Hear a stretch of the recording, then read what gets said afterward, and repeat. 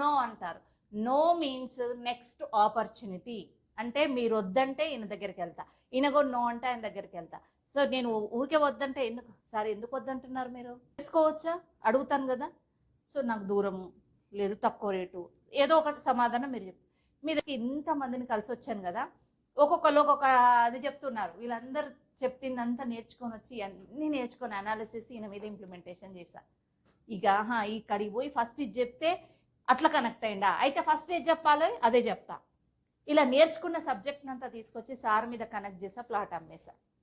ఈ పర్సన్ ఎన్నో అయినా తెలుసండి, 101 పర్సన్, 101 వ్యక్తి, 100 మంది నూనె అన్నారు, అసలు ప్లాట్లే కొనలేదు. అయినా సరే ఈయన దగ్గరికి వచ్చి నేను ప్లాట్ అమ్మా. ఎందుకంటే ఈ 100 మెంబర్స్తో మాట్లాడిన ఎక్స్పీరియన్స్ అంతా తీసుకొచ్చి ఎప్పుడు ఎలా మాట్లాడాలి, ఏం చేయాలన్నదంతా ఈయన మీద ఇంప్లిమెంటేషన్ చేశా. నాకు 1,50,000 వచ్చింది కమిషన్, డివైడెడ్ బై 100 మంది.